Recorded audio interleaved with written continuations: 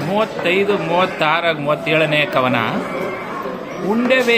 ಉಂಡೆವೈ ಸಮಚಿತ್ತದಲ್ಲಿ ನೀವು ಕೊಂಡಿರೈ, ಗಾಯಗಳ ನೊಡೆಯಲಿ ಇಂಡುವಿರಲೈ, ನಾವು ಸಹಿತಿ ಊರ ಹಾರವರ ಉಂಡೆವೈ ಹಲಕಾಲದ ಕಿಂದನ ಅಲ್ಲಿ ಉಂಡ ಊಟ ಕಣ.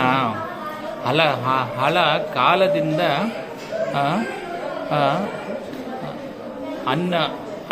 ಅನ್ನಲುಂಡ ಊಟ ಕಣ. ನಿಧಾನವು ಕಂಡ ಪರಶ್ವಿನಾಣೆ ಎನ್ನುತ್ತಾ ಮದವೇರಿದನು ಭೀಮ.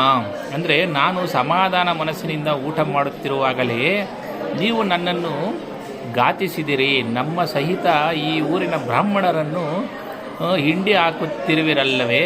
ಕೇಳು, ನಾನು ಹಲವು ಕಾಲ ಮಾಡಿದ ಊಟಗಳಲ್ಲಿ ಇಂದು ಮಾಡಿದ ಊಟದಿಂದ ಸಮಾಧಾನವಾಯಿತು.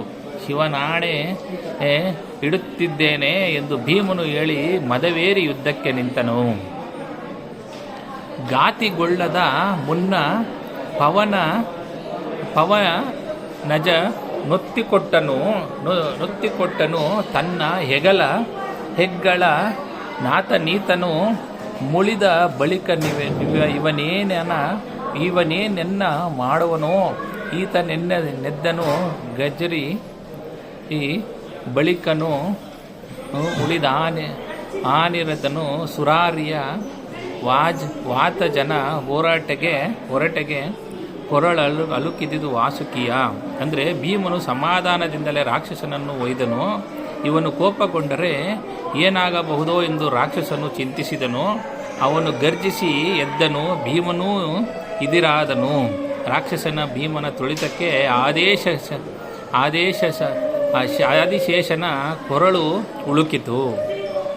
ಹಿಡಿದು ಒಬ್ಬರನ್ನೊಬ್ಬರನ್ನು ಉರುಳಿ ಒಡೆದು ಹಿಂಗಿದರು ಉಳಿದು ಹೆಮ್ಮರ ನುಡಿಯೇ ಒಯ್ದಾಡಿದರು ತಿವಿದರು.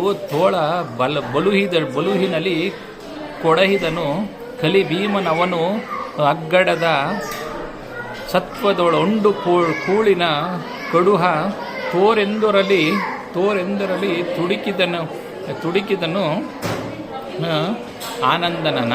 ಅಂದರೆ ಒಬ್ಬರನ್ನೊಬ್ಬರು ಹಿಡಿದರು, ಎದೆಗೆ ಗುದ್ದಿ ಹಿಂದಕ್ಕೆ ಸರಿದರು, ಕೂಗಿ ಮರಗಳನ್ನು ಕಿತ್ತು ಅವು ಮುರಿಯುವವರೆಗೂ ತೋಳ ಶಕ್ತಿಯಿಂದ ಒಯ್ದಾಡಿದರು. ಭೀಮರು ರಾಕ್ಷಸನನ್ನು ಹಿಡಿದುಕೊಂಡು ಕೆಡವಿದನು.